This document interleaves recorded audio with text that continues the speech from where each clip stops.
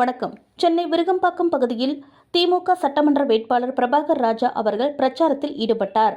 முன்னதாக கே நகர் சிவன் பூங்கா அருகில் இல்லந்தோறும் சென்று பிரச்சாரம் மேற்கொண்டார். அப்போது பொதுமக்கள் அவரை ஆராத்தி எடுத்தும் மலர் தூவியும் வரவேற்றனர்.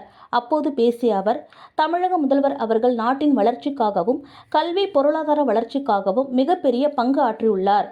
குறிப்பாக மகளிருக்கு பல்வேறு சிறப்பு திட்டங்களை அறிமுகப்படுத்தியுள்ளார்.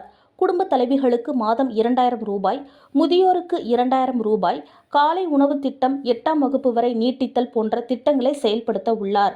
தமிழக முதல்வர் ஆற்றிய பணிகளை மேற்கோள் காட்டி மீண்டும் முதல்வர் ஆவது உறுதி என்று கூறினார். அதனால் அனைவரும் உதயசூரியன் சின்னத்தில் வாக்களித்து வெற்றி பெற செய்ய வேண்டும் என்று கூறினார்.